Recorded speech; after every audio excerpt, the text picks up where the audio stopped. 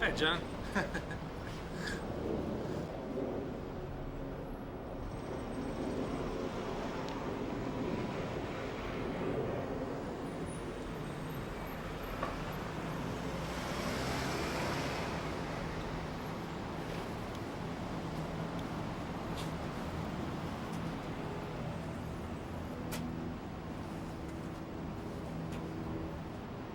Sergeant Coughlin was the boss.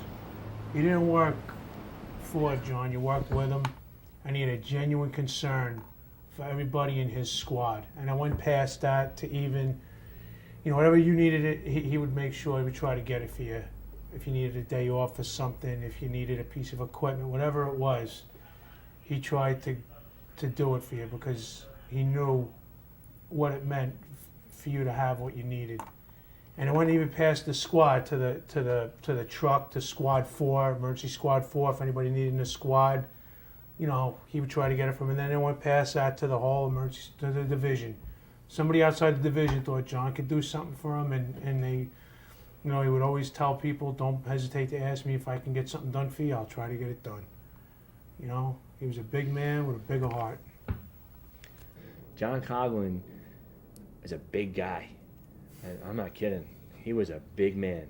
I mean, strong as an ox, and but as gentle as it's amazing. Like a gentle Ben, a big teddy bear.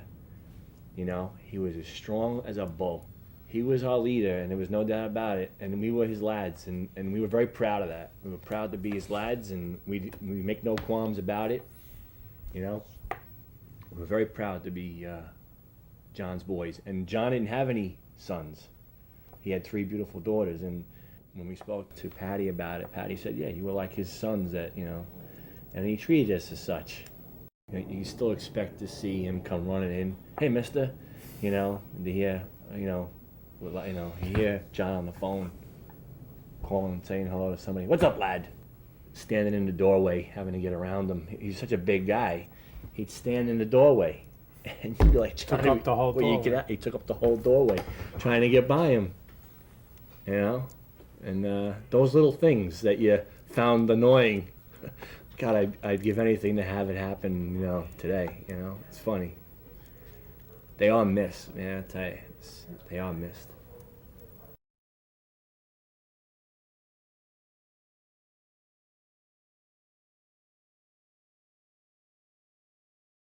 They never said no to a cop.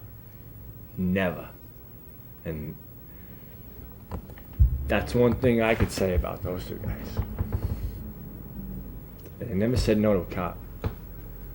They always found a way to be there for a cop, and that to me is the highest respect that I could ever place upon another cop. A cop's cop. Definitely affected us. We learned, we become better people because of them, and hopefully we will continue to do good things because of them. We can only try, we are humans, but we'll do our best. Good. Nice. Good for you. I'll tell you about Steve. That morning, Steve was the typical Steve. The guys were having their coffee, and he says to me, we need to go run some errands. I said, it's early. Let's have some coffee. He goes, come on. He goes, with that smile, he says, we got to go out and do things. Maybe a half hour later is when we got an hour later, I'm not sure. That's when we got the call. And we both looked at each other, should we go? Because we didn't know the extent of damage and injuries.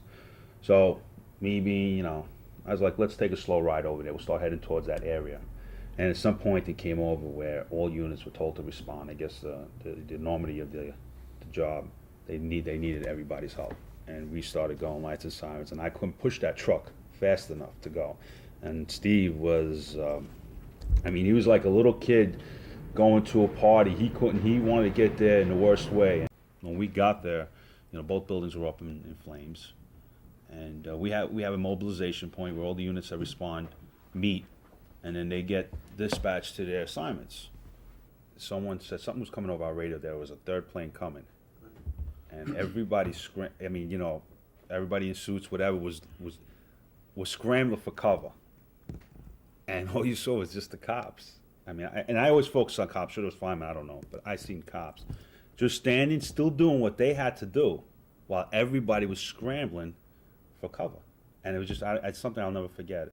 Because I had the big rescue truck, I needed to stay with that vehicle and issue any equipment that was to be used. And Steve set himself up with the equipment necessary for himself, hooked up with a team, which was Sergeant Coughlin was the leader of that team. And I guess they must have proceeded in the building, because at some point I was sent over to the helicopter in case we needed to do a helicopter rescue. I remember Steve, going up with Sergeant John Coughlin, which, by the way, Sergeant Coughlin didn't have to go in there. He was the supervisor for the north part of the city, which in emergency service terms is the whole borough of Manhattan and the whole borough of the Bronx.